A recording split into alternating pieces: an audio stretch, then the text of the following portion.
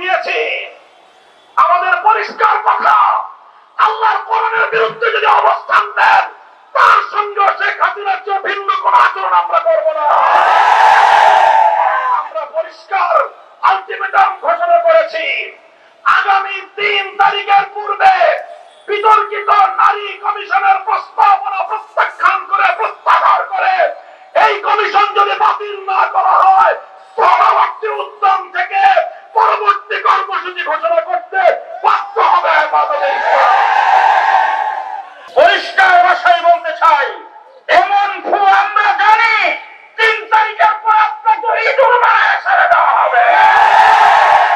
3 তারিখ পর্যন্ত টাইম, আপনি কি করবেন করে ফেলেন। 3 তারিখে সরোয়ার্দী উদ্যান থেকে আমরা আপনার দিকে হয়ে ফু দিয়ে আপনি টিকবেন না।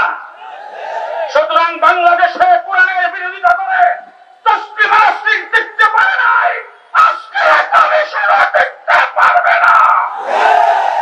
একটা একটা করে মাটির নিচটাকে ধরে না, তাদের চামড়া তুলে ফেলা হবে, তাদের চামড়া তুলে ফেলা হবে। আমাদের সাংগঠনিক কিছু মতপার্থক্য রয়েছে। ইনশাআল্লাহ 3 তারিখে আমরা সেই মতপার্থক্যের ঊর্ধ্বে উঠে সকলে সম্মিলিতভাবে প্রস্তুতি নিয়ে 3 তারিখের মহাসমাবেশকে বাস্তবায়ন করব। হেফাজতে ইসলামের কেন্দ্রের পক্ষ থেকে নারায়ণগঞ্জের সকল নেতা কর্মীদের প্রতি আমার সেই বিশেষ অনুরোধ থাকছে, যেই ইস্যুকে সামনে রেখে আজকে হেফাজতে ইসলাম বাংলাদেশ মাঠে নামতে বাধ্য হয়েছে। দীর্ঘ বক্তব্য দেওয়ার সময় আমাদের নেই। আমরা শুধু এতটুকু কথা বলতে চাই যে বাংলাদেশে স্বাধীনতা পরবর্তী এই সময়ে ব্যাপক সংস্কারের একটি পরিবেশ তৈরি হয়েছে। বিগত 53 পরিবেশে সংবিধানে অনেক সংশোধনী এসেছে, কিন্তু কখনো সংবিধান সংস্কার করার আওয়াজ ওঠেনি। রাষ্ট্রকে সংস্কার করার ব্যাপক কোন উদ্যোগ ইতিপূর্বে গ্রহণ করা হয়নি। জুলাই এবং আগস্ট বিপ্লবের 2 সহস্রাধিক তাজা প্রাণের বিনিময়ে বাংলাদেশে যে গণ অভ্যুত্থান সংগঠিত হয়েছে এবং অন্তর্বর্তীকালীন সরকার প্রতিষ্ঠিত হয়েছে, এই সরকারের অন্যতম একটি মহতী উদ্যোগ হলো সংবিধান সহ বিভিন্ন ধরনের সংস্কার কার্যক্রম পরিচালনা করা।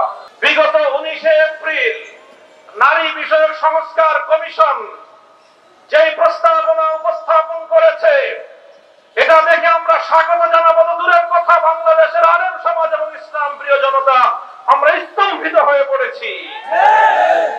আমরা এখনো পর্যন্ত কল্পনা করতে পারছি না, চিন্তা করতে পারছি না যে আগস্ট বিপ্লবের পরবর্তী বাংলাদেশেও এই ধরনের কোরআনের বিরুদ্ধে কটাক্ষকারী কোন প্রস্তাব রাষ্ট্রীয় পর্যায়ে উত্থাপিত হতে পারে।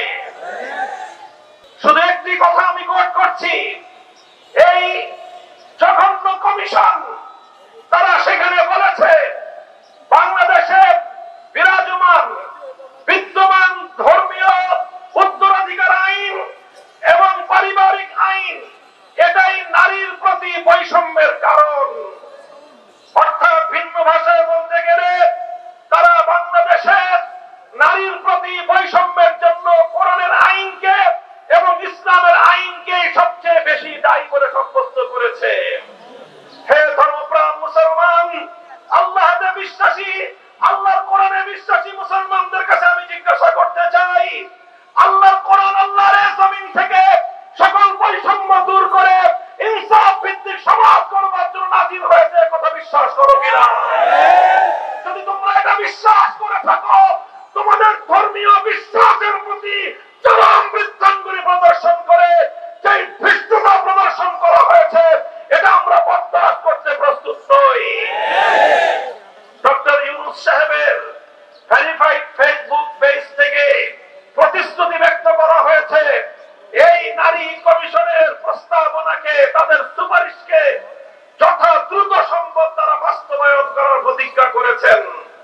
এই প্রতিজ্ঞা করার পর অর্থাৎ তারা আল্লাহর কোরআনের আইনকে, যতটুকু আইন পারিবারিক এবং উত্তরাধিকার আইনের মধ্যে এখনো বিদ্যমান রয়েছে, সেটাকে নাকি বাংলাদেশ থেকে উৎখাত করবেন, এই প্রতিশ্রুতি দিয়েছেন, এই অঙ্গীকার করেছেন ডক্টর ইউনূস সাহেব।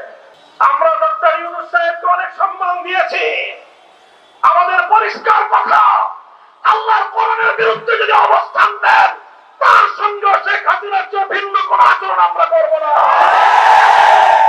আমরা পরিষ্কার আলটিমেটাম ঘোষণা করেছি, আগামী 3 তারিখের পূর্বে বিতর্কিত নারী কমিশনের প্রস্তাবনা প্রত্যাখ্যান করে, প্রত্যাহার করে, এই কমিশন যদি বাতিল না করা হয়, পরবর্তী উদ্যম থেকে পরবর্তী কর্মসূচি ঘোষণা করতে বাধ্য হবে বাংলাদেশ।